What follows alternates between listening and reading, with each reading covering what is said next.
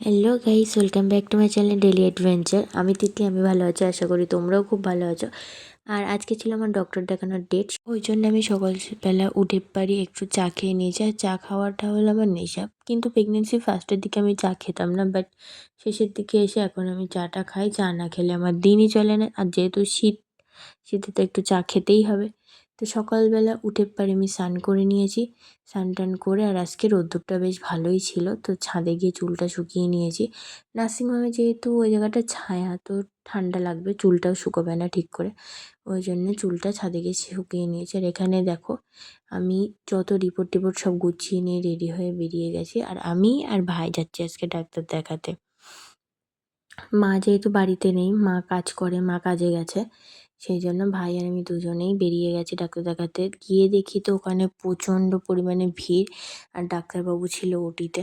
কিন্তু তবুও আমি যেহেতু আগে থাকতে নাম লিখেছিলাম, আর ওরা আমাকে বলেছিল যে তুমি 12:15টায় আসো, তো আমিও ঠিক 12:15টার দিকেই গেছিলাম। ডাক্তারবাবু 1টার সময় আসে, এসে এখানে আমার টোকেনটাও দিয়ে দেয়। টোকেন দিতে একজনের পরেই আমার হয়ে গেছিলো। তো ডক্টর আমাকে বললো যে 1 সপ্তাহ পরে একটা ইউএসজি করতে, আর এখন ইউরিন টেস্ট আর ব্লাড টেস্টটা করে রাখতে।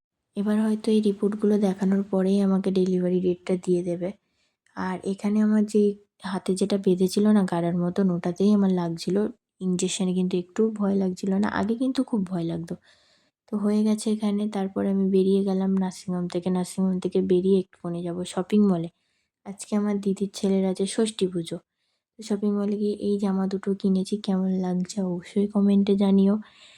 এখান থেকে বেরিয়ে এখন আমরা ঢুকে গেছিলাম মিও মোড়ে। যেহেতু অনেক দিন বাইরে বেরোনো হয়নি, বাইরের খাবার ঠিক করে খাওয়াও হয় না, ঘরের খাবারই বেশি খাওয়া হয়, ওই জন্য ভাইকে নিয়ে বললাম চল বাইরের থেকে ওখান থেকে কিছু খেয়ে আসি। তো ওখানে গেছিলাম, গিয়ে যেটা যেটা পছন্দ হয়েছে সব কিছু একটা একটা নিয়েছি, কিন্তু খেয়েছি দুজন মিলেই।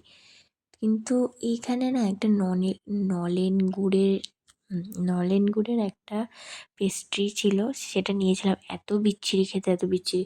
এই যে কোকড়া দেখছো, এটা কিন্তু আমি একদমই খাইনি, এটা আমার ভাই খেয়েছে। আর তারপরে আসার সময় এত সুন্দর কুল বিক্রি হচ্ছিল না, পুরো হলুদ হলুদ কুল। তো নিয়েছিলাম অল্প একটুখানি, নিয়ে খেতে খেতে এখন আমি যাচ্ছি বাড়ি। আর বাড়ি এসে গেছিলাম আগে ওর ওখানে গিয়ে, ওকে আগে জামা দুটো দিয়েছি। আর ওরই আজকে ষষ্ঠী পুজো, ওর এখন বয়স 2 মাস হতে যায় মনে হয়, তো অনেকটা লেটেই ও ষষ্ঠী পুজোটা করেছে। আর এটা হলো আমার জ্যাঠার মেয়ের ছেলে, মানে আমার নিজের দিদি না, আমার জ্যাঠতো দিদি। তো না, অন্যদিন সারাক্ষণ ঘুমাই, সারাক্ষণই ঘুমাতে থাকি, কিন্তু আজকে দেখো কি সুন্দর আমার মুখের দিকে তাকিয়ে আমার ওর সঙ্গে কথা বলছিলাম, তো ও কথাগুলো শুনছিল কেমন